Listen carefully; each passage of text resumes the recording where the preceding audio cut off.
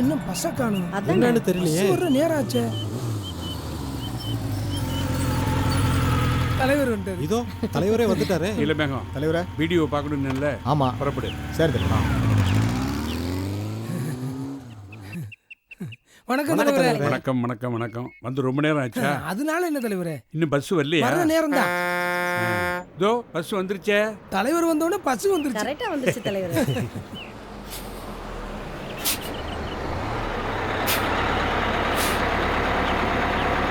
வணக்கம் ஐயா. வணக்கம் வணக்கம். வணக்கம் தலைவர். வணக்கம் தலைவரே. எப்படி இருக்கீங்க? தலைவர் வணக்கம். Right right. பஞ்சாயத்து ஆஃபீஸ் போலாமா? வாங்க. சரி சரி. வணக்கம். வாங்க வாங்க போ. வாங்க போலாம். வாங்க போ. இவர் உபத்தலைவர். ஆமா ஆமா. இவங்க விபிஆர்சி உறுப்பினர், வணக்கம். Ward member. ஓ, இவரு வார்டு மெம்பர். இவர் நம்ம உப தலைவர். அப்படியா? வணக்கம். இவர் ஒரு வார்டு மெம்பர். இவரும் ஒரு வார்டு மெம்பர். இவங்க பிஎல்எஃப். வணக்கம் தலைவர். இதோ ஆபீஸ் வந்துருச்சு. வாங்க. வணக்கம். இவங்க லட்சுமி, பிஎல்எஃப் உறுப்பினர், வார்டு மெம்பர். அவரு வார்டு மெம்பர் உள்ள தான். வாங்க வாங்க. உள்ள வாங்க.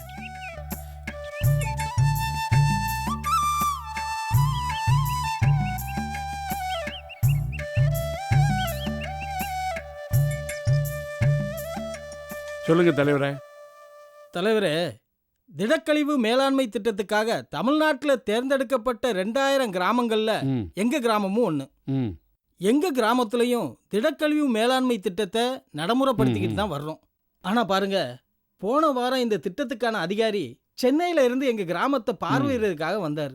எங்க கிராமத்தோட செயல்பாட்டையும் எங்க கிராம மக்களோட பங்களிப்பையும் ஆய்வு செஞ்சு பார்த்த அவரு, நாங்க செஞ்சிட்டு இருக்கிற செயல்பாடுகள்ல ஏதோ குறைகள் இருக்குன்னு சுட்டி காட்டி, ஓ, நல்ல முறையில செயல்பட்டு இருக்கிற உங்க கிராமத்தை குறிப்பிட்டு இந்த கிராமத்தை போய் பார்த்து சரியான முறைகளை தெரிஞ்சுக்கிட்டு அவங்க செஞ்சிட்டு இருக்கிற வழிமுறைகளை நீங்களும் பின்பற்றுங்கன்னு சொன்னாரு. அதனாலதான் தலைவர் இங்க வந்தோம். அது வேற ஒன்றும் இல்லை. இந்த திடக்கழிவு மேலாண்மை திட்டத்தில் தமிழக அரசு வெளியிட்டிருக்காங்களே ஒரு அரசாணை. ஆமா. அதில் எந்தெந்த வழிமுறைகளை கடைபிடிக்க சொல்லியிருக்காங்களோ அந்தந்த வழிமுறைகளை ஒன்று விடாம ரொம்ப கரெக்டாக நாங்கள் கடைபிடிச்சிட்டு வரோம். அதான். ஓ. இந்த திடக்கழிவு மேலாண்மை திட்டத்துக்காக நம்ம பஞ்சாயத்து நிர்வாகம் சில அடிப்படை விஷயங்களை நடைமுறைப்படுத்தியிருக்கணும். ம். இந்த திட்டத்தோட செயல்பாடுகளுக்குன்னு உபகரணங்கள் வாங்கறதுக்காக கிராம ஊராட்சிக்கு ஒரு முறை கொடுக்கப்படுற 25,000 ரூபாய் நிதியில ம். தேவைப்படுற தொடப்பம், தொரட்டி, சட்டி, எடை போடுற மிஷின் இதெல்லாம் வாங்கிக்கணும். ம். அதே மாதிரி இந்த திட்டத்துல பணி செய்யற தூய்மை காவலருக்காக மேல் சட்டை, முகவுரை, தொப்பி, கையுறை எல்லாத்தையும் வாங்கணும். அடுத்ததா இந்த திட்டத்துல பணி செய்யற தூய்மை காவலர் வீடு வீடா போய் குப்பைகளை சேகரிக்கிறதுக்காக இந்த நிதியிலிருந்து வாங்கின 3 சக்கர சைக்கிள்ல மக்கும் குப்பை, மக்காத குப்பைகளை கொட்டுறதுக்கு வசதியா சைக்கிள் நடுவுல ஒரு தடுப்பு அமைக்கணும். அடுத்ததா மகாத்மா காந்தி தேசிய ஊரக வேலை உறுதி திட்டத்தின் மூலமா மாவட்ட நிர்வாக அனுமதி பெற்று அந்த திட்ட பணியாளர்களை ஈடுபடுத்தி குடிகளை தயார் செஞ்சுக்கிட்டோம். எங்க கிராமத்துல வீடுகள் நெருக்கமா இருக்கிற பகுதியிலிருந்து 75 வீடுகளுக்கு 40 கிலோ குப்பையை சேகரிக்க சொல்லியிருக்கோம். வீடுகள் நெருக்கமில்லாத பகுதியிலிருந்து 50 வீடுகள்ல இருந்து 30 கிலோ குப்பையை சேகரிக்க சொல்லியிருக்கோம். ஆமா, அந்த தூய்மை காவலர்கள் கடைசியா எந்த வீட்டில இருந்து குப்பைகளை சேகரிக்கிறாங்களோ அந்த வீட்டில இருந்து குப்பையை பிரிக்கிற இடம் இருக்க, அது 1/2 கிலோமீட்டருக்கு மேலே இருந்தா ஒரு நாளைக்கு 18 ரூபா 30 பைசா அதிகப்படியா அந்த தூய்மை காவலருக்கு வழங்கப்படும். அதே மாதிரி குப்பைகளை பிரிக்கிற இடத்துக்கும் குழி அமைஞ்சிருக்கிற இடத்துக்கும் 1/2 கிலோமீட்டருக்கு மேலே இருந்தா அவங்களுக்கும் 18 ரூபா 30 பைசா கிடைக்கும். அதன்படி இந்த தூய்மை காவலர்கள் தினசரி சேகரித்து கொண்டு வர்றாங்கல்ல குப்பை, அந்த குப்பையெல்லாம் எடை போட்டு பதிவேட்டில் பதிஞ்சிடுறோம். நல்லா இருக்க. இது தவிர நம்ம ஊராட்சி கீழே இருக்கிற கடை, கன்னி, சந்தை, மார்க்கெட்டு, கல்யாண மண்டபம் இதில் இருக்கிற குப்பைகளையும் எடுக்கிறோம். அதுக்காக குறைஞ்ச கட்டணமாக மாதம் 50 ரூபாயிலேருந்து 100 ரூபா வரைக்கும் அவங்ககிட்டேருந்து வாங்கி அதை பஞ்சாயத்து கணக்கில் சேர்த்துடுறோம். இதனால பஞ்சாயத்துக்கும் வருமானம் வருது, நம்ம ஊரும் பளிச்சுன்னு சுத்தமாக காட்சி அளிக்குது. அதுக்கப்புறம் இந்த தூய்மை காவலர்கள் வீடு வீடாக போய் சேகரிச்சுட்டு வர்ற குப்பைகளை மக்கும் குப்பை, மக்காத குப்பைன்னு பிரிக்கிறாங்க. இந்த மக்கும் குப்பைக்குன்னு உள்ள குழியில காய்கறி கழிவுகள், உணவு கழிவுகள் போன்றவைகளை போடுறாங்க. அதே மாதிரி மக்கா குப்பைகள்ல இந்த விலை போகக்கூடிய பொருள்களான பிளாஸ்டிக், இரும்பு, அட்டை, கண்ணாடி பாட்டிலுங்க, பிளாஸ்டிக் பாட்டிலுங்க போன்ற பொருளை பிரித்து அதை தரவாரியா மூட்டையா கட்டின பின்னாடி ம். மிச்சம் இருக்கிற மக்கா குப்பைகளை அதுக்குன்னு இருக்கிற குழியில களிமண்ணை பரப்பி அதுக்கு மேல திடமான பிளாஸ்டிக் ஷீட்டை விரிச்சு இந்த குப்பைகளை கொட்டுறோம். தலைவரே, சொல்லுங்க. இந்த திடக்கழிவு மேலாண்மை திட்டத்துக்கு ம். உங்க கிராம மக்கள் இந்த அளவுக்கு ஒத்துழைப்பு கொடுக்கறாங்களே, அது எப்படி தலைவரே? இந்த தூய்மை காவலர்களை தேர்ந்தெடுக்க கிராம சபையை கூட்டினேன்னு சொன்னேன் இல்லையா? ஆமா தலைவரே. அப்பவே மக்கள்கிட்ட எல்லாத்தையும் விவரமா சொல்லிட்டோம். சரிங்க. எல்லாருக்கும் வணக்கம். வணக்கம் ஐயா. நாமெல்லாம் இங்க எதுக்காக கூடியிருக்கோம்னா, மாண்புமிகு தமிழக முதலமைச்சர் அம்மா அவர்கள் திடக்கழிவு மேலாண்மை திட்டத்தில் புதிய அணுகுமுறைகளை சட்டசபையில் அறிவித்து நடைமுறைக்கு கொண்டு வந்திருக்காங்க. இதன் மூலமாக நம்ம தமிழ்நாட்டையே சுத்தமாக சுகாதாரமாக மாற்ற போகிறாங்க. இன்னும் சொல்லப்போனால் கிராம ஊராட்சிகளில் செயல்பட்டு இருக்கிற இந்த திடக்கழிவு மேலாண்மை திட்டத்தில் இந்தியாவிலேயே நம்ம தமிழ்நாட்டில் தான் தூய்மை காவலர்களை பணியமர்த்தி அவங்களுக்குன்னே மாநிலத்தில் நிதி ஒதுக்கியிருக்காங்க. இது பெருமைப்படக்கூடிய விஷயம் தானே?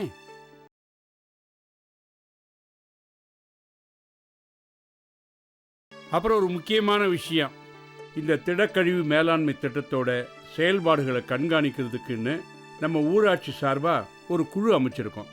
அதில் ஊராட்சி மன்ற தலைவரான நான், ஊராட்சி மன்ற துணைத் தலைவர், வார்டு உறுப்பினருங்க, கிராம வறுமை ஒழிப்பு சங்கம் மற்றும் ஊராட்சி அளவிலான கூட்டமைப்போட பிரதிநிதிங்க, அப்புறம் பணித்தள பொறுப்பாளருங்க, இப்படி நாங்கள் எல்லாம் சேர்ந்து தான் இந்த திட்டத்தோட நடவடிக்கைகளை கண்காணிக்க போகிறோம்.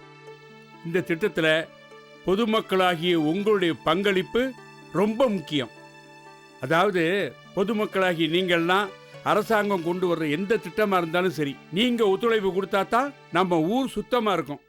தலைவரே, அதை கொஞ்சம் விவரமா எடுத்து சொல்லுங்க. ராமசாமி, நம்ம தமிழ்நாட்டில் எத்தனை கிராமங்கள் இருக்கு? ஒரு கிராமத்தில் சராசரியாக 200 வீடுகள்னு வச்சா கூட, ஒரு வீட்டுக்கு 5 பேர் இருந்தால் கூட ஒரு நாளைக்கு எவ்வளோ குப்பை சேரும்? சுமார் 100லேருந்து 150 கிலோ குப்பை சேரும். இந்த கிராமத்து வீடுகளை தவிர சிறு நகரங்கள், நகரங்கள், அப்புறம் மாவட்ட தலைமை நகரங்கள்னு எத்தனை லட்சம் வீடுகள் இருக்கும்? அதெல்லாம் எவ்வளோ குப்பை சேரும் ஒரு நாளைக்கு? நல்லா கணக்கு போட்டு பாருங்க. இங்க பாருங்க, தலைவர் இன்ன வரைக்கும் சொன்னது வீட்டு குப்பைகளை பத்தி மட்டும்தான். இது தவிர கடைங்க, சாலைங்க, தெருவீதிங்க, மார்க்கெட்டு, ஆபீஸு, தொழிற்சாலைன்னு ஒவ்வொரு ஊர்லயும் ஒரு நாளைக்கு எவ்வளவு குப்பை சேரும்னு யாராச்சும் யோசிச்சு பாத்தீங்களா? ஆனா இதே அளவு குப்பை தினம் தினம் சேருது. அப்ப இந்த ஒட்டுமொத்த குப்பையும் சுத்தம் பண்றதுக்கு எவ்வளவு சிரமமா இருக்கும் நீங்களே சொல்லுங்க. அப்புறம் ஒரு முக்கியமான விஷயம்ங்க, இன்னும் நிறைய இடங்கள்ல குப்பையில அழிக்கிறதுக்காக தீய வச்சு கொளுத்திப்புறாங்க. அந்த தீயிலிருந்து வெளியாகிற நச்சு புகையினால குழந்தைய உட்பட எவ்வளவு பேர் கஷ்டப்படுறாங்க தெரியுமா உங்களுக்கு? அது மட்டும் இல்லைங்க, இன்னும் நிறைய பேர் குப்பைகளை கொளுத்துறதா அதை அழிக்கிறதுக்கு சிறந்த வழின்னு நினைச்சுக்கிட்டு இருக்காங்க. அப்படி கொளுத்தும் போது குப்பைகள்ல இருக்கிற பிளாஸ்டிக் பொருள்கள்லாம் எரிஞ்சு அதுல இருந்து வெளியாகிற நச்சு புகையை சுவாச்சோம்னு வைங்க, கேன்சர் கூட வருங்க. அது மட்டும் இல்ல, நம்ம கிராமத்துல தூந்து போன கிணறு இருக்குல்ல, அந்த கிணத்துல கண்ட குப்பைகளை போட்டு அந்த கிணத்தையே குப்பை மேடாக்கிடுறாங்க. அதுவும் எந்த மாதிரி குப்பைகள்லாம் போடுறாங்க தெரியுமா? செயல் இழந்த பேட்டரிங்க, பயன்படுத்திய நாப்கின், மருத்துவ கழிவுங்க, எரிந்த பிளாஸ்டிக்கு, ரப்பர், இப்படி கண்ட குப்பைகளை கொண்டு போய் கொட்டுறாங்க. இந்த குப்பைகள் இருக்கிற பகுதியில் பெய்கிற மழை தண்ணி எங்க போகும்? அங்கேயே தேங்கிருமில்ல. தலைவர் சொல்றத எல்லாரும் நல்லா யோசிச்சு பாருங்க. அப்படி குப்பையில தேங்கி இருக்கிற தண்ணி பூமிக்குள்ள போகுது. இதனால குப்பையை சுத்தி இருக்கிற நிலமும் கொஞ்சம் கொஞ்சமா மலடாகிக்கிட்டே வருது. கடைசியில விவசாயத்துக்கு பயன்படாமலே போயிடுது. இந்த தண்ணியால நிலத்தடி நீர் மட்டமும் மாசுபடுது. இந்த பகுதியில் இருக்கிற தண்ணியை நாம பயன்படுத்தும் போது அது பல நோய்கள் நமக்கு கொண்டு வருது, உயிருக்கே ஆபத்தா முடியுது. அது மட்டும் இல்லாம ஏகப்பட்ட குழந்தைகளுடைய கை, கால், மூளை பாதிக்கப்படுது. அதுக்கு இதெல்லாம் காரணமாகுது. இதெல்லாம் உங்களுக்கு தெரியுமா? அரசாங்கம் இதை உங்களுக்கு நிறைய சொல்லியாச்சு, நீங்களாம் புரிஞ்சுக்கணும். எல்லாரும் தலைவர் சொன்னதை கேட்டீங்கல்ல, அதனாலதான் பொதுமக்களாகிய நீங்க எல்லாரும் இந்த திட்டத்துல பங்கெடுத்துக்கணும்னு சொல்றோம். ஐயா, இந்த குப்பையில எவ்வளவு கெடுதல் இருக்குன்னு எங்களுக்கு இன்னைக்கு தாங்க ஐயா தெரியும். அதுக்காக நாங்க என்னங்கய்யா பண்றது? மீனாட்சி அம்மா, நீங்க பெருசா ஒன்றும் செய்ய வேண்டாம். தினசரி உங்க வீட்டில் சேர்ற குப்பை இருக்குல்ல, அதை ஏற்கனவே பஞ்சாயத்திலிருந்து கொடுத்துருக்கிற பச்சை கூடை சிவப்பு கூடை இருக்குல்ல, அந்த கூடையில் மக்கும் குப்பை மக்காத குப்பைன்னு பிரித்து போட்டாலே போதும். இப்போ மக்கும் குப்பை மக்காத குப்பைன்னு என்னன்னு லட்சுமி அம்மா உங்களுக்கு சொல்லுவாங்க. சொல்லுங்கம்மா. மக்கள் எல்லாருக்கும் வணக்கங்க. நான் சொல்றத கொஞ்சம் கவனமா கேட்டுக்குங்க. எந்தெந்த குப்பைங்க மக்கி உரமாகுதுங்கிறத பத்தி தெரிஞ்சுக்குவோம். காய்கறி கழிவுங்க, தோட்ட கழிவுங்க, இறைச்சி கழிவுங்க, மீன் முள்ளுங்க, சமையலறை கழிவுங்க, பல தோலுங்க, பல கொட்டைங்க, பயன்படுத்திய டீ தூளுங்க, காகிதங்க, வீணான துணிங்க, வீணான உணவுங்க, இது எல்லாமே மக்கற குப்பைங்க தான். இதே மாதிரி மறுசுழற்சி செய்யக்கூடிய குப்பைங்க எதுன்னு பார்க்கலாமா? பால், எண்ணெய் போன்ற அனைத்து வகை பாலித்தீன் கவருங்க, உடைந்த கண்ணாடிங்க, இரும்பு பொருளுங்க, அலுமினிய பொருளுங்க, பழைய செருப்புங்க, தண்ணி பாட்டிலுங்க, சாக்லேட்டு பேப்பருங்க, அட்டை பெட்டிங்க, பழைய பேட்டரி செல்லுங்க, தோல் பொருளுங்க, டூத் பேஸ்ட் டியூபுங்க, பவுடர் டப்பாங்க, இது எல்லாமே மறுசுழற்சி செய்யக்கூடிய குப்பைங்க. அதுக்கப்புறம் ஒன்றுக்குமே உதவாத மக்காத கழிவுகளை அதுக்குன்னு வெட்டியிருக்கிற குழியில் கொட்ட போகிறோம். குறிப்பிட்ட அளவு சேர்ந்ததும் நிர்வாகமே மொத்தமாக எடுத்துகிட்டு போய் தூள் தூளாக அரைச்சி தரமான தார் சாலைகள் அமைக்கிறதுக்கு பயன்படுத்துவாங்க. சரிங்களா? இந்த மக்கும் குப்பை மக்காத குப்பை இதை நாம் ஏன் பிரிக்கணும் அப்படிங்கிறது உங்களுக்கு தெரியுமா? நான் சொல்கிறேன் கேளுங்க. திடக்கழிவு மேலாண்மை திட்டத்தில் மக்கற குப்பையை ரொம்ப எளிதாக விவசாயத்துக்கு பயன்படுத்துகிற உரமாக மாற்றிடலாம். ஆனால் இந்த மக்காத குப்பை எத்தனை வருஷம் ஆனாலும் அப்படியே தான் இருக்கும். அதோட விவசாய மண்ணையும் பாழ்படுத்தி மழை தண்ணியை நம்ம பூமிக்குள்ளே போக விடாமல் தடுத்துரும். இதுக்காகத்தான் நாங்கள் சொல்கிறோம், உங்கள் வீட்டில் உள்ள குப்பைகளை மக்கும் குப்பை மக்காத குப்பைகள்னு ஏன் பிரிக்கணும்னு. இந்த மாதிரி உன்னதமான ஒரு திட்டத்தை எடுத்த உடனேயே தமிழ்நாடு முழுக்க செயல்படுத்த முடியாது இல்லையா? அதனால தான் மாநிலத்தில் முதல்ல ஒரு 2000 கிராமங்களை தேர்ந்தெடுத்து நம்ம அம்மாவோட அரசாங்கம் இந்த திட்டத்தை செயல்படுத்திட்டு இருக்கு. அப்படி அந்த 2000 கிராமங்கள்ல நம்ம கிராமம் ஒண்ணுன்னா பாத்துக்குங்களேன். அப்புறம் இந்த திட்டத்துக்கு முக்கிய தூணா செயல்பட போறது தூய்மை காவலர் அப்படிங்கிற பணியாளர்கள் தான். அவங்களுடைய பணி என்னன்னா, தினமும் வீடு வீடா போய் வீடுகளில் கொடுக்குற குப்பையை வாங்கி குழி வெட்டியிருக்கிற இடத்துக்கு கொண்டு போய் அந்த குப்பைகளை மக்கும் குப்பைகளாகவும் மக்காத குப்பைகளாகவும் பிரிக்கணும். அப்புறம் அதே மாதிரி இந்த தூய்மை காவலருங்க சரியான நேரத்துல பணிக்கு வர்றாங்களா, குப்பைகளை ஒழுங்கா சேகரிக்கிறாங்களா அப்படிங்கறத பாக்குறதுக்காக பணித்தள பொறுப்பாளர் அப்படிங்கிற ஒருத்தரையும் நாம தேர்ந்தெடுக்க போறோம் இப்ப. அப்புறம் அந்த தூய்மை காவலர் பணிக்கும் பணித்தள பொறுப்பாளர் பணிக்கும் யாரு தகுதியானவங்கன்னு பார்த்தா மகாத்மா காந்தி தேசிய ஊரக வேலை உறுதி திட்ட பணியாளர்கள் தான் இதுக்கு தகுதி உடையவர்களாக இருக்க போறாங்க. அப்புறமா தூய்மை காவலர்களையும் பணித்தள பொறுப்பாளரையும் கண்காணிக்கிற பணியை கிராம வறுமை ஒழிப்பு சங்கம் மற்றும் ஊராட்சி அளவிலான கூட்டமைப்பு மூலமா கண்காணிக்க போறோம். இந்த தூய்மை காவலர் பணிக்கு வர்றவங்க இது நாள் வரைக்கும் நம்ம ஊர்ல நம்ம பக்கத்து வீட்டில் ஒன்னா இருக்கிறவங்க தான்.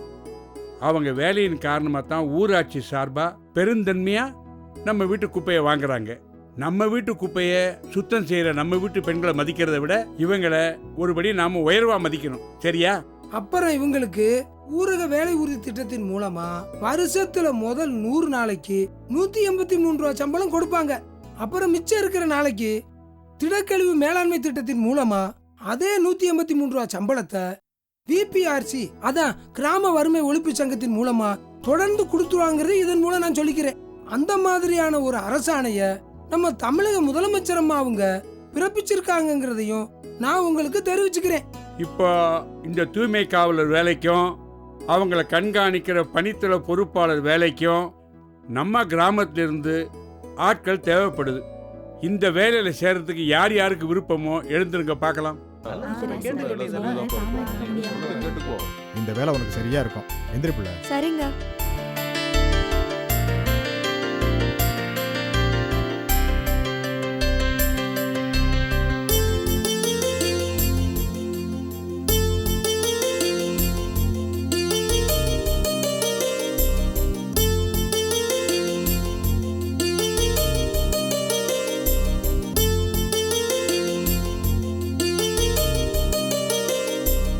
இப்போ தூய்மை காவலர் பணிக்கு 8 பேர், பணித்தள பொறுப்பாளர் பணிக்கு 2 பேர் விருப்பம் தெரிவிச்சிருக்கீங்க.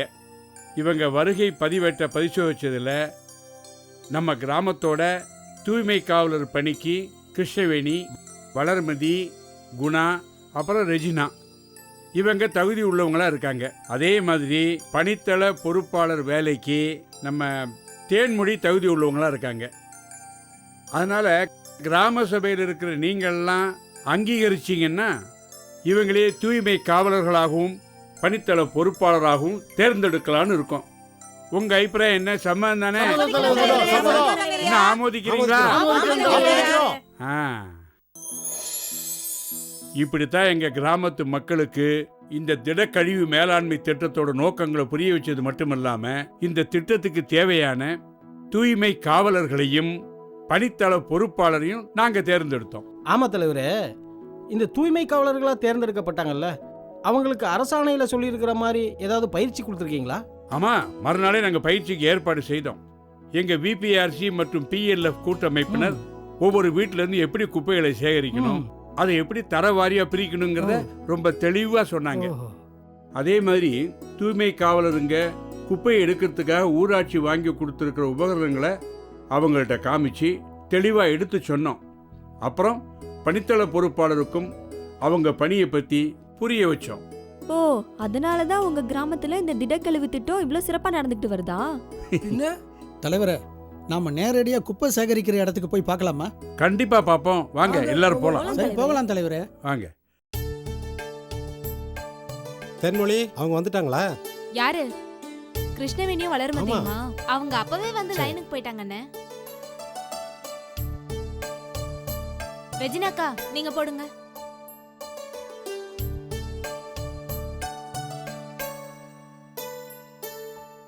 நாங்க லைனுக்கு போறோம், வரட்டுமா? சரிங்க அண்ணே.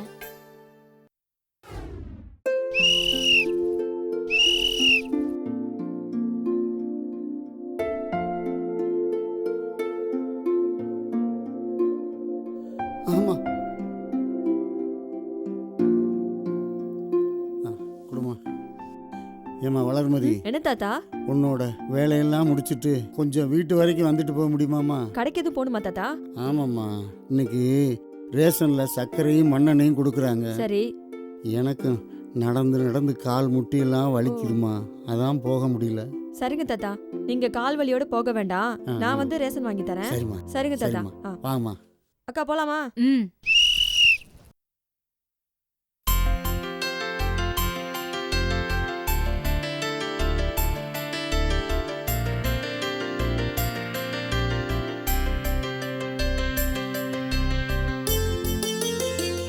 என்னங்கய்யா, உங்க வீட்ல குப்பையெல்லாம் எடுத்துட்டாங்களா? அப்போதே எடுத்துட்டாங்களம்மா. சரி, அப்ப குப்பையெல்லாம் எடுத்துட்டாங்கன்னு ஒரு கையெழுத்து போடுங்க. ஒண்ணு என்னம்மா, 9 கையெழுத்து போடுறேம்மா. இங்க இந்தாம்மா. இந்த பிள்ளைங்க குப்பை எடுக்க ஆரம்பிச்சதுலேருந்து இந்த ஊரே பளிச்சுன்னு இருக்குமா, வீடும் நாத்தம் எடுக்காம இருக்குமா. சரிங்கய்யா, சரிம்மா, நான் கிளம்புறேன். போயிட்டு வாமா.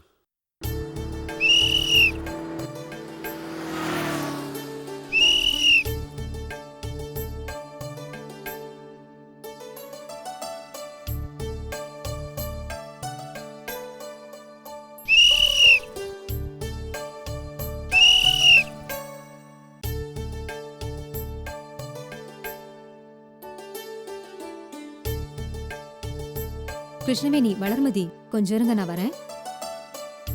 நிக்க சொல்லிட்டு உள்ள போறாங்க. தெரியலையேக்கா. கொஞ்சம் 2 பேரும் இங்க வரீங்களா? என்னக்கா? வாங்க சொல்றேன். ஏன் 2 பேரும் தயங்குறீங்க? இங்க வாங்க, உட்காருங்க. காபி குடிச்சிட்டு அப்புறமா போலாம். திண்ணையில உட்காருங்க.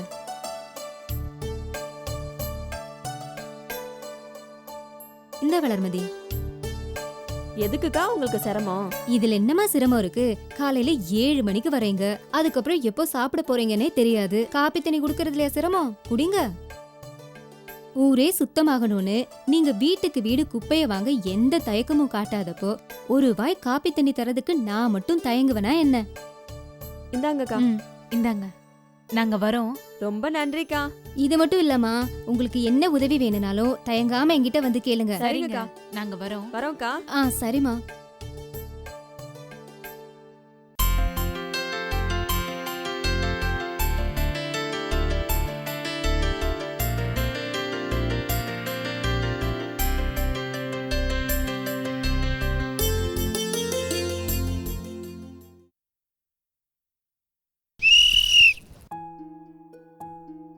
வணக்கம் தலைவரே. வணக்கம் வணக்கம். பாத்தீங்களா தலைவரே, எங்க தூய்மை காவலர்கள்லாம் எப்படி வேலை செய்யறாங்கன்னு.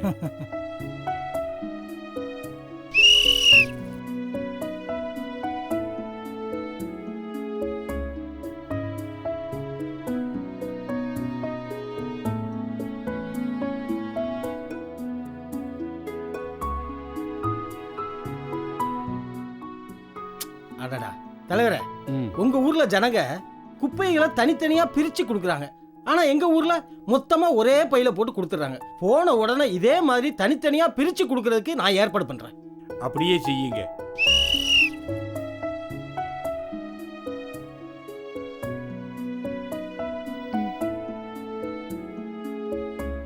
கொடுங்க ஆத்தா.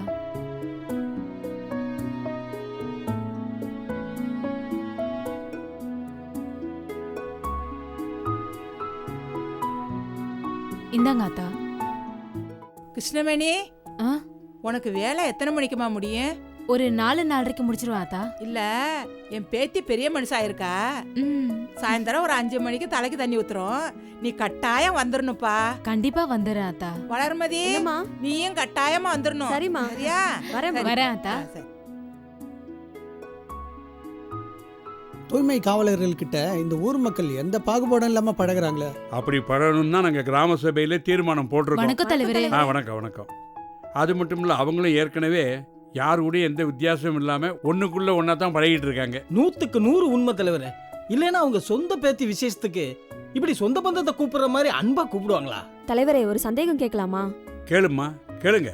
நமக்கு அரசாணையில 150 வீடுகளுக்கு ஒரு தூய்மை காவலர்னு சொல்லியிருக்காங்க. ஆனா இங்க 2 தூய்மை காவலர்கள்ல வேலை செய்யறாங்க. வாஸ்தவம் தாம்மா. ஒரு நாளைக்கு தூய்மை காவலர்கள் 75 வீட்டில் குப்பைகளை சேகரிப்பாங்க. எங்கள் கிராமத்தில் மொத்தம் 635 வீடுகள் இருக்குது. 4 தூய்மை காவலர்கள் வேலை செய்கிறாங்க. அவங்க 2 பேராக இணைஞ்சு வேலை செய்கிறாங்க. அதனால் வேலையும் சீக்கிரமாக முடியுது, அவங்களுக்கு அலுப்பு தட்டாதில்ல. வணக்கம் தலைவரே. தென்மொழி, இன்னும் எத்தனை தெருவில் குப்பையெல்லாம் சேகரிக்க வேண்டியிருக்கு? அந்த வண்டிக்கு இன்னும் 2 தெரு இருக்கு. இந்த வண்டிக்கு 3 தெரு இருக்கு தலைவரே. அப்படியா? புறப்படுவோமா? ஐயா, ஆ. நாங்க குப்பையெல்லாம் சரியா சேகரிச்சோன்னு ஒரு கையெழுத்து போட்டு தரீங்களா? கொண்டாம்மா, கொண்டா.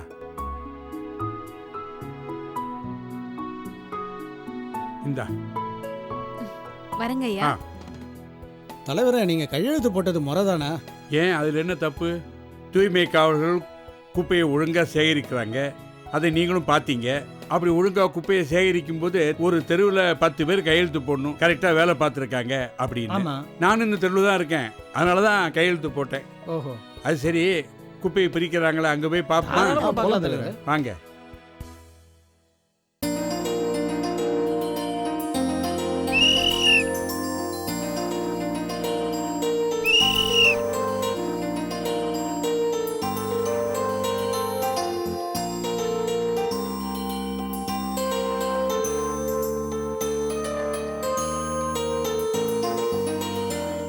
என்னப்பா குணா, வேலை முடிஞ்சுதா? முடிஞ்சதுண்ணே. உங்கள் வீடு தான் எங்களுக்கு கடைசி. இவ்வளோ தூரம் வரதுக்கு உங்களுக்கு ரொம்ப சிரமமாக இருக்கும்ல? ஒருவேளை நாங்கள் வராமல் போனால் பழையபடி குப்பையை நீங்கள் தெருவில் கொட்டுவீங்க. அடிக்கிற காற்றுல அதெல்லாம் பறந்து சுத்தப்படுத்த மாசுபடுத்தும். இப்போ நம்ம ஊர் பார்க்கறதுக்கு எப்படி இருக்கு? பார்க்கறதுக்கு கண்ணில் ஒத்திக்கலாம் போல இருக்க. அப்போ நாங்கள் சிரமப்பட்டா முடியுங்களா? நான் அதுக்காக சொல்லலப்பா, என் வீடு தான் உனக்கு கடைசி வீடு. இங்கேருந்து குப்பை பிரிக்கிற இடம் 1 கிலோமீட்டருக்கு மேலே இருக்குமே, அதான் கேட்டேன். அதுக்கு தான் எங்களுக்கு சம்பளத்தோட கூடுதலாக பணத்தை சேர்த்து தராங்களே. அப்போ நான் போயிட்டு வரேனே. வரேனே. சரிப்பா.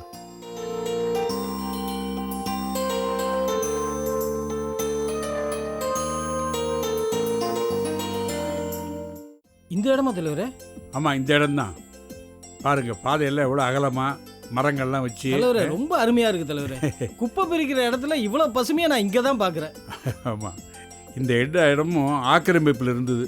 அதை எடுத்து வாங்கி சரி பண்ணுறதுக்குள்ள போதும் ஆயிடுச்சு. பார்த்தீங்களா, இந்த தூய்மை காவலர்கள் வீடு வீடாக போய் குப்பையெல்லாம் சேகரிக்கிறாங்க இல்லையா, அந்த குப்பைகளை இங்கே தான் கொண்டு வந்து மக்கும் குப்பை, மக்காத குப்பைன்னு பிரிக்கிறாங்க.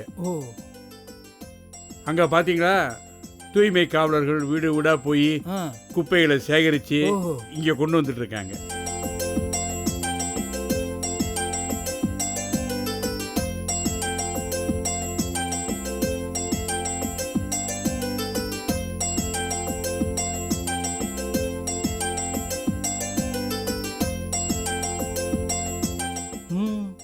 பார்த்துக்கங்க எப்படி பண்ணுறாங்கன்னு.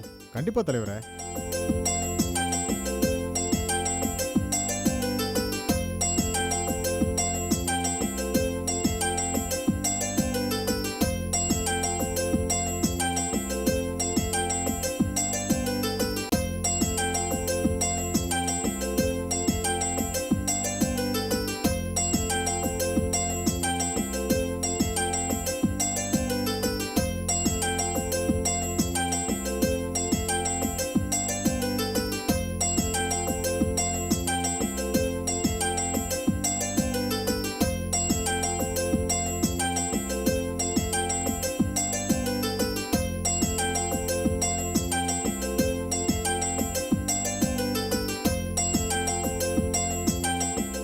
அக்கா, நான் அந்த வண்டிக்கு எடையை போட்டுட்டு வந்துடுறேன்.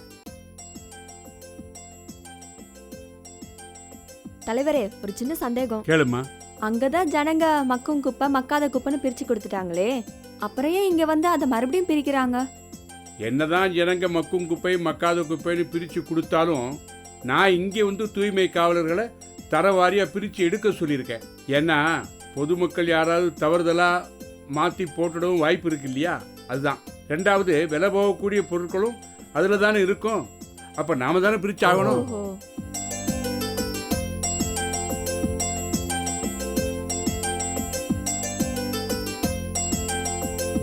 பார்த்தீங்கல்ல, மக்கும் குப்பை தனியா மக்காத குப்பை தனியான்னு எப்படி பிரிக்கிறாங்கன்னு.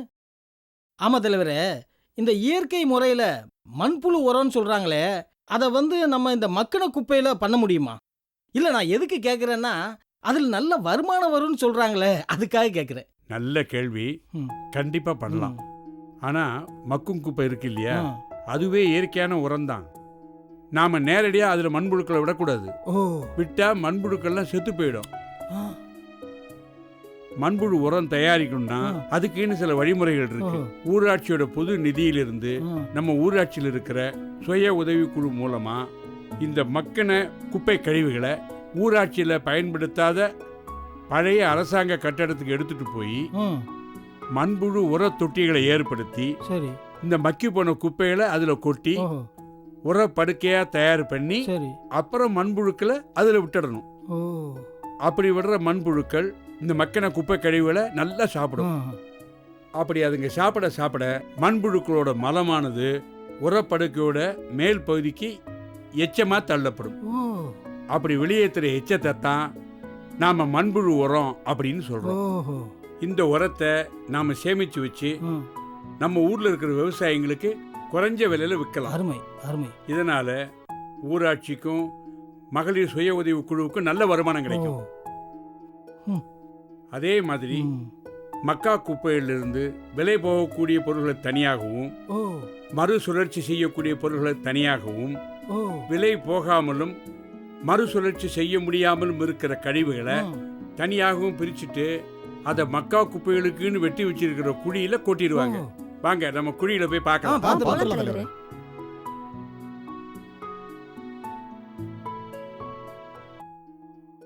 அடேங்க அப்பா, இது ஒரு பெரிய வளாகமாவே பராமரிக்கிறாங்க போல இருக்க. பாத்தீங்கல்ல, இதுலதான் மக்கும் குப்பைகளை கொட்டுவீங்களா? சொல்றேன் ஒன்னு ஒன்னா சொல்றேன், அவசரப்படாதீங்க. பாத்தீங்களா, இதுதான் மக்கும் குப்பைகளை கொட்டுறதுக்காக வெட்டப்பட்ட குழி. 1 மீட்டர் ஆழம். தலைவரே, மக்கும் குப்பையை கொட்டி வச்சிருக்கோன்னு சொன்னீங்க. ஆமா, ஆனா குழியில குப்பையே காணுமே. தலைவரே, குப்பையை கொட்டிட்டு சமமா நிரவி அதன் மேல லேசா மண்ணை தூவி அதுக்கு மேல சாணத்தை கரைச்சி ஊத்தணும். நாங்க இந்த குழியில பகுதி பகுதியா பிரிச்சு குப்பையை கொட்டிட்டு வரோம். இது மாதிரி நாங்க 2 அடுக்கு கொட்டி முடிச்சிட்டோம். அப்படின்னா இந்த குழிக்குள்ள 4 டன் குப்பை சேர்ந்துருக்கு. அடேங்கப்பா, புரியுதுங்களா? இப்ப நல்லா புரியுது தலைவரே. வாங்க அங்க போலாம். வாங்க. இது என்ன தலைவரே? இதுவும் ஒரு குழிதான். பாத்தீங்கல்ல, அந்த குழி வேற இந்த குழி வேற. ஆமா தலைவரே, இந்த குழியில தான் மக்கா குப்பைகளை கொட்டி வச்சிருக்கோம். தலைவரே, இன்னொரு சின்ன சந்தேகம். தெரியும், நீங்க என்ன கேட்க போறீங்கன்னு எனக்கு நல்லாவே தெரியும். ஏன் இந்த குழிக்கு மட்டும் பிளாஸ்டிக் ஷீட்டை போட்டு வச்சிருக்கீங்க அப்படின்னு கேட்க போறீங்க இல்லையா? ஆமா தலைவரே. அது வேற ஒன்றும் இல்லை. இந்த குழியில தான் மக்காத பொருள்களை, அதுவும் மறுசுழற்சிக்கு கூட பயன்படாத பொருள்களை கொட்டி வச்சிருக்கோம். அப்படி கொட்டி வச்சிருக்கிற பொருட்கள் மூலமா கெமிக்கல்ஸ் மண்ணுக்குள்ள போயிடுச்சுன்னா மண்ணோட தன்மையே கெட்டு போயிடும். அது மட்டும் இல்லை, மழை நீரையும் மண்ணுக்குள்ளே போக விடாமல் தடுத்துரும். அதனால தான் இந்த குழியில் களிமண்ணை நிரப்பி அதுக்கு மேலே பிளாஸ்டிக் ஷீட்டை விரித்து வச்சுருக்கோம். ரொம்ப அருமையான ஏற்பாடு தலைவரே. அப்புறம் மறுசுழற்சிக்கும் உதவாத, விலைக்கும் போவாத இந்த குப்பையை என்னதான் பண்ணுவீங்க? அருமையான கேள்வி. இந்த குழியில் கொட்டுற ஒன்றுக்குமே உதவாத மக்காத குப்பைகளை எல்லாம் தரையோட மேல்மட்டம் வரைக்கும் சேர்ந்ததுக்கு அப்புறம் இந்த பிளாஸ்டிக் ஷீட்டை போட்டு மூடிட்டு அதுக்கு மேலே மண்ணை போட்டுட்டோம்னா ஒன்றுக்குமே உதவாத மக்காத குப்பை பாதுகாப்பாக இந்த குழிக்குள்ளேயே இருக்கும். ஆமாம், வாங்க, இன்னும் 2 குழி இருக்கு. இன்னும் 2 குழியா? சரி வாங்க பாப்போம். ஓ, இது வேற. அது தவிர இது 2 குழி. ஆமா, மக்கள் தொகை அதிகமாக குப்பையும் அதிகமாகும். குப்பை அதிகமான குழி அதிகமாகும் இல்ல. எங்க கிராமத்துல 635 வீடுகள் இருக்குல்ல, அதுக்கு தகுந்த மாதிரி அதிகப்படியான குழிகள்லாம் வெட்டணும்ல. ரொம்ப அருமையா இருக்கு தலைவர். அப்புறம் ஒரு சின்ன வேண்டுகோள். சொல்லுங்க. நீங்க அனுமதி கொடுத்தீங்கன்னா உங்க தூய்மை காவலர்கள் கிட்ட ஒரு 2 வார்த்தை பேசிக்கிறோம். தாராளமா பேசுங்க. இதுல என்ன இருக்கு? போங்க. அங்க இருக்காங்க பாருங்க. அம்மா, உங்களுக்கு என்ன சந்தேகம் தான் நல்லா கேட்டு. இவங்க தான் நிறைய சந்தேகம் கேட்பாங்க. வந்ததுல இருந்தே சந்தேகம் தான். பாத்தீங்கல்ல? எங்கம்மா? என்னங்கய்யா? இப்படி கொஞ்சம் வாங்கல. இதோ வரங்கய்யா. வாங்க வாங்க. உங்ககிட்ட ஒரு கேள்வி கேட்கலாமா? கேளுங்கய்யா. இந்த தூய்மை காவலர் பணியை நீங்க மனசார தான் செய்றீங்களா? ஐயா, உண்மையா சொல்றேங்கய்யா. இதை என் மனசார தான் ஏத்துக்கிட்டேன். அம்மா, அவர் எதுக்கு கேட்குறாரு தெரியுமா? இங்க ஊரெல்லாம் இருக்கிற வீடுகளில் இருக்கிற குப்பையெல்லாம் போய் எடுத்துட்டு வரீங்க, திரும்பவும் அதை கொண்டு வந்து கொட்டி மக்கின குப்பை மக்காத குப்பைன்னு தனித்தனியா பிரிக்கிறீங்க. இது உங்க மனசுக்கு கஷ்டமா இல்லையா? ஐயா, நான் பொதுவா எங்க வீட்டையும் எங்க வீட்டு சுத்துப்புறத்தையும் சுத்தமா வச்சுக்கணும்னு ஆசைப்படுவேன். இப்ப இந்த வேலை எனக்கு கிடைச்சனால எங்க ஊரையே சுத்தமா வச்சுக்கிற வாய்ப்பு எனக்கு கிடைச்சிருக்கு. அதனால நான் இந்த பணியை முழு மனசோட தான் செய்யறேங்கய்யா. நான் மட்டும் இல்ல, இங்க இருக்கிற எல்லாருமே அதே எண்ணத்தோட தான் இங்க வேலை செய்யறோம். சரிம்மா, உங்க வீட்ல இதுக்கு சம்மதிச்சாங்களா? இங்க பாருங்கம்மா, கிராம சபா கூட்டத்துல இந்த திட்டத்தை பத்தி எடுத்து சொல்லி விருப்பம் இருக்கிறவங்க எழுந்து நில்லுங்கன்னு சொன்னாங்க. அப்ப என் வீட்டுக்காரர் என்ன சொன்னாரு தெரியுங்களா? உனக்கு இந்த வேலை சரியா இருக்கும், நீ எழுந்து நில்லுன்னு சொன்னாரு. அவரு சம்மதிச்ச பிறகுதாங்க நான் இந்த வேலைக்கே வந்தேன். ஐயா, நாங்க 100 நாள் வேலைக்கு தான் போயிட்டு இருந்தோம். அதுல எங்க குடும்பம் மொத்தத்துக்குமே வருஷத்துல 100 நாள் தான் வேலை இருக்கும். ஆனா இதுல வருஷம் பூராவும் வேலை இருக்கு. இதனால எங்க குடும்ப பொருளாதாரமும் உயர்ந்துட்டே இருக்கியா. நல்ல விஷயம், நல்ல விஷயம். கேட்டீங்களா? ஆமா தலைவர். ஐயா, பொதுவா பெண்கள் வீட்டை சுத்தமா வச்சுக்க தான் விரும்புவாங்க. அதுக்காக எத்தனையோ சிரமப்பட்டு பல வேலைகளை செய்யறாங்க. அதுக்காக வீட்டு பெரியவங்களோ கணவர்மார்களோ ஏதாவது சம்பளம் தராங்களா? இல்லையே. ஆனா ஊரையே சுத்தமாக்குற இந்த பணியில சம்பளத்துக்கு சம்பளத்தையும் கொடுத்து கௌரவமான ஒரு பதவியும் கொடுத்திருக்காங்க. அப்படிப்பட்ட தூய்மை காவலர் பணியை செய்யறதுக்கு கசக்குமா என்ன? சரியா சொன்னீங்கம்மா. சரி, அப்ப நாங்க கிளம்புறோம். போயிடுங்க. கன்சாமி, அப்படியே அவங்கள கூட்டிட்டு போய் அங்க இருக்கிற தகவல் பலகையை காமிச்சிருங்க. அப்புறம் அந்த குப்பை கிடங்கையும் காமிச்சு வந்துருங்க. இந்த மாதிரி தகவல் பலகையெல்லாம் நாங்க பண்ணவே இல்லையே.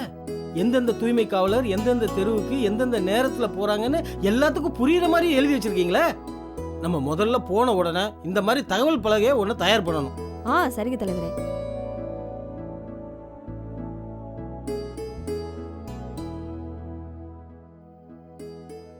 இதுதாங்க எங்க ஊராட்சியோட குப்பை கிடங்கு. வாங்க வாங்க, உள்ள வாங்க. இதுதான் நாங்க குப்பையில பூரா பிரிச்சு வச்சிருக்கிற இடம். எல்லாம் பகுதி பகுதியா பிரிச்சு வச்சிருக்கீங்க. ஆமா,